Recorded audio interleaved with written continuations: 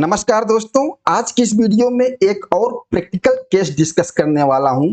आज का हमारा पॉइंट है, मान लीजिए हमने गलत पार्टी के नाम पर इनवॉइस, ई इनवॉइस और ई वे बिल बना दिया और ट्रक हमारा निकल गया।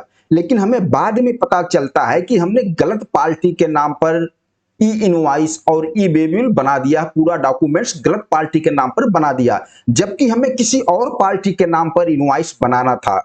अब हम उस इनवॉइस और ई वे बिल को कैंसिल भी नहीं कर सकते। क्यों नहीं कैंसिल कर सकते? क्योंकि 24 घंटे का टाइम बीत चुका है। अब 24 घंटे के बाद हमारा ना तो ई इनवॉइस कैंसिल होगा और ना ई वे बिल कैंसिल होगा। अब हम क्या करेंगे? अब इस तरीके से गलती हो गई है प्रैक्टिकल लाइफ में। अगर आप यह सोचें कि ऐसा हो ही नहीं सकता, मान लीजिए ऐसा केस हो गया है। प्रैक्टिकल लाइफ में जब हम काम करते हैं तो गलतियां हो सकती है, किसी भी तरीके से हो सकती है। अब इस तरीके का केस हो गया है तो इसको ठीक तो करना ही पड़ेगा, हमें ही ठीक करना पड़ेगा, कुछ ना कुछ रास्ता इसका निकालना ही पड़ेगा।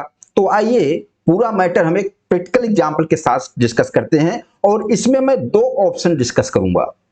इन दो ऑप्शन से जो भी आपको सही लगे वो ऑप्शन में आप ट्रीटमेंट कर सकते हैं, या इसके अलावा आपके दिमाग में इस केस को देखकर आपके दिमाग में क्या ऑप्शन आता है, क्या ट्रीटमेंट आता है, आप भी बताइए। आइए समझते हैं। मान लीजिए मैं सप्लायर हूं गुजरात में, मैंने टैक्स इनवॉइस बनाया 5 लाख, उस पर 90,000 जीएसटी लगाकर 5,90,000 का इनवॉइस बनाया। किसके नाम बना दिया? बी ट्रेडिंग के नाम बना दिया। इनवॉइस एविल सब कुछ बना के ट्रक निकाल दिया। अब बाद में पता चला कि तो गलत पार्टी के नाम पर बन गया, बी ट्रेडिंग के नाम पर बनना ही नहीं था, हमने इसको माल ही नहीं बेचा है। एक्चुअल में ए ट्रेडिंग के नाम पर इनवॉइस बनना था, जो हमारी सही पार्टी है, सही रेसिपिएंट है। अब क्या करेंगे?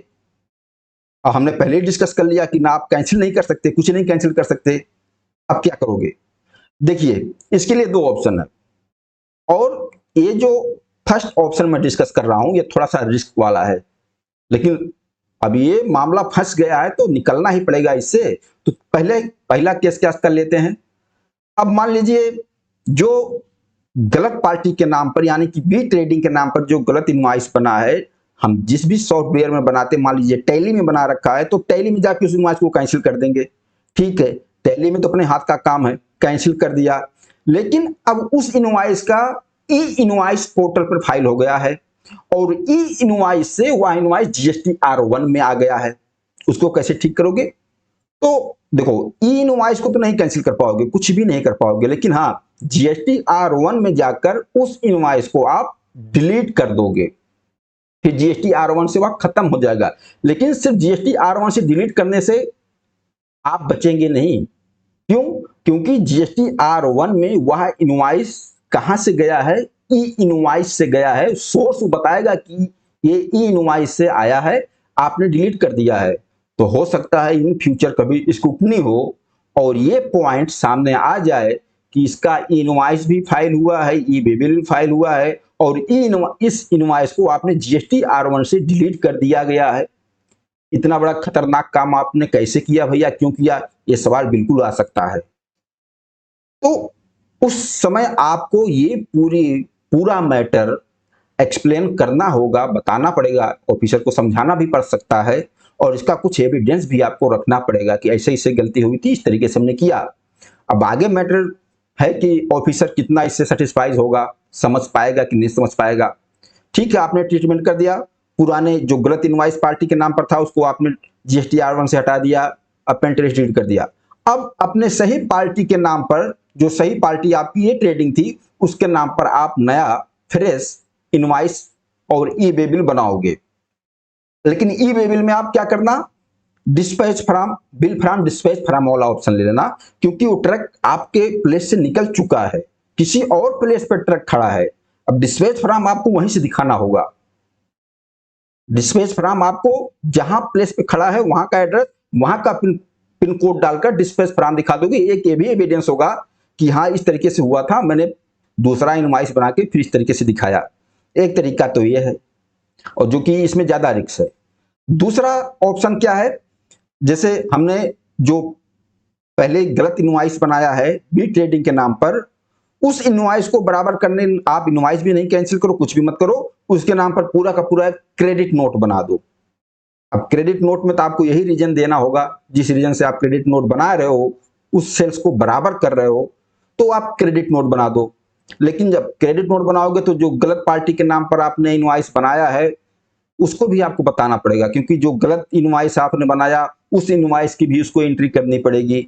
फिर आप क्रेडिट नोट बनाओगे, उसके जीएसटी R2B में जाएगा, फिर उसको क्रेडिट नोट की भी एंट्री करना पड़ेगा। तो सामने वाली पार्टी को भी एंट्री करनी पड़ेगी। सिर्फ आप इनवॉइस बनाकर, क्रेडिट नोट बनाकर अपनी किताब में बराबर कर लोगे, ऐसा नहीं होगा। सामने वाली पार्टी जो है बी ट्रेडिंग, जिसके नाम पे गलत बना है, उसको भी एंट्री करनी पड़ेगी, इनवॉइस की भी क्रेडिट नोट की भी, तब दोनों की एंट्री बराबर होगी। जब क्रेडिट नोट बनाए, अब सामने वाली पार्टी से बात करके आप डिस्कस करके ये ट्रांजैक्शन तो करवाना ही पड़ेगा जब गलत बन गया है।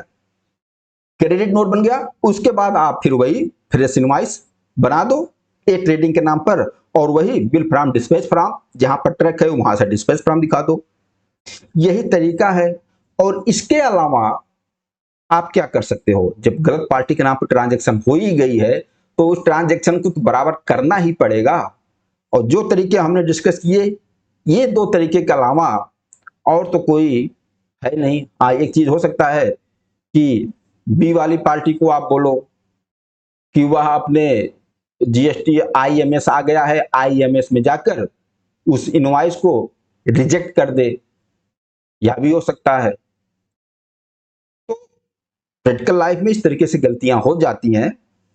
अगर इस तरीके से हुआ है तो आप बताइए, ये भी सही है कि आईएमएस में जाकर पार्टी उस इनवॉइस को रिजेक्ट कर दे जो गलत बन गया है, और फिर आप अपने टैली में भी कैंसिल करोगे, रिजेक्ट कर देगा तो ऑटोमेटिक जीएसटी R1 से भी वो रिजेक्ट हो जाएगा। और ये दो तरीके हैं जो मैंने आपके साथ डिस्कस किया। बाकी आप लोग बताना और क्या नया तरीका हो सकता है। नमस्कार, धन्यवाद।